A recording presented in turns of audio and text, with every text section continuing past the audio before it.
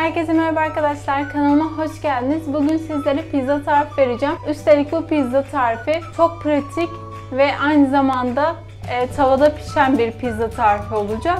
Böyle canınız pizza çektiğinde 5-10 dakikada hazırlayabileceğiniz çok pratik bir lezzet. O zaman hemen yapılışına geçelim.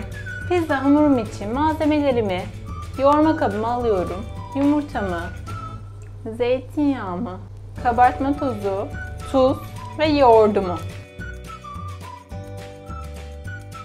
Bunların hepsini bir güzelce karıştırıyorum.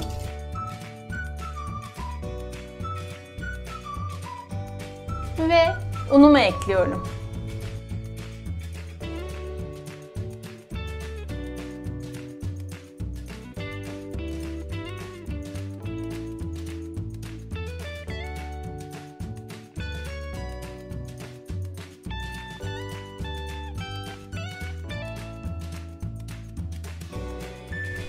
Evet, hamurum çok güzel oldu kıvamı.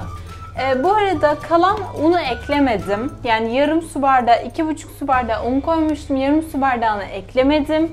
Biraz hamurumun üzerine zeytinyağı sürüyorum. Şimdi hamurumu bir köşede bekleteceğim. Biz de o esnada sosunu yapalım. Sosum için salçamı kabıma alıyorum. Üzerine sarımsağımı ekliyorum. Çok az tuz. Zaten salça tuzlu olduğu için çok fazla tuz koymuyorum.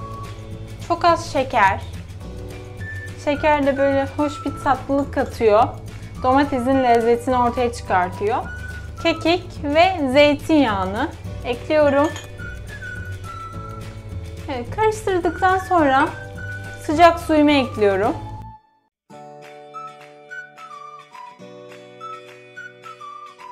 Evet, işte sosum da hazır. Bu kadar basit.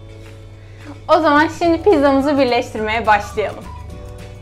Şimdi biraz tezgahıma un alıyorum ve hamurumun üzerine koyuyorum.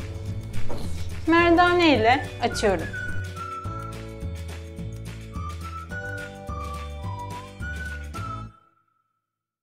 Evet, hamurumu açtım. Şimdi tavamı alıyorum. Tavamın içerisine sıvı yağ koyuyorum.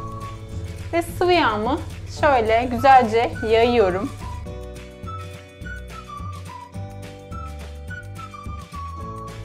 Sonra pizza hamurumu tavamın içerisine alıyorum.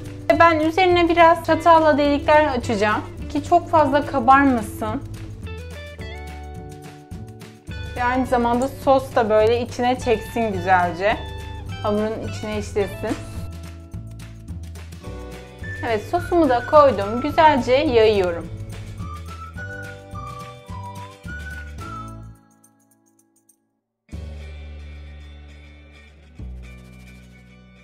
Sosumu yaydım. Şimdi malzemelerimi ekliyorum. Önce kaşarımı ekleyeceğim bir miktar. Daha sonra sırasıyla biberimi,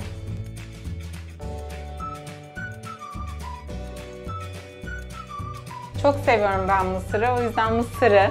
Böyle kenarları gelmemesine özen gösterin. Çünkü yanmasın.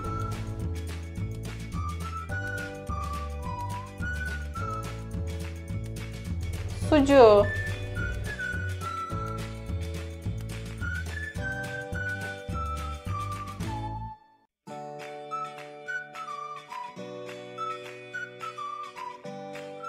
Biraz da mantar.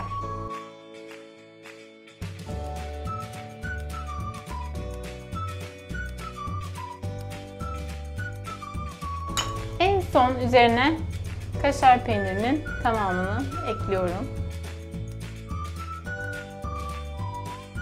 Şimdi bu malzemeleri ekledikten sonra çok hafif bastıracağım.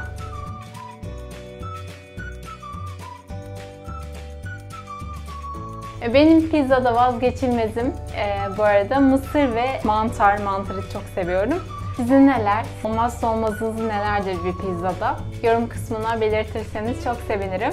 Şimdi bu pizzamızı pişireceğiz. Bu arada ben malzemeleri hani fazla koydum. Çünkü daha sonra tekrar kalabalık olduğumuz için yapacağım. O nedenle ama siz mesela bir tane sadece bu ölçü yapıyorsanız daha az malzemeler yetiyor gördüğünüz gibi. Çok az malzeme kullanıyoruz. Şimdi güzelce ocakta pizzamızı pişirelim. Pişirmek için ocağıma geldim. Tavamı ocağımın üstüne oturtturdum en büyük gözüne. Şimdi kapağını kapatıyorum ve önce harlı ateşte 1-2 dakika pişireceğim. Ondan sonra kısık ateşe alacağım ve pişirmeye devam edeceğim. Piştikten sonra tam olarak dakikasını size söyleyeceğim. Evet arkadaşlar, pizzam ocaktan çıktı. Fırından değil bu sefer. Gerçekten çok güzel kokuyor ve inanılmaz güzel oldu.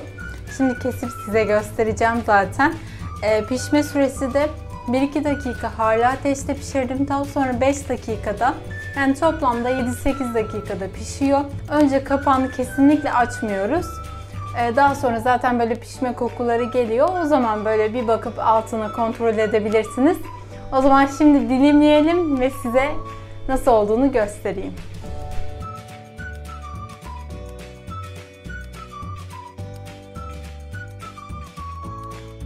Evet, pizzamı güzelce dilimledim.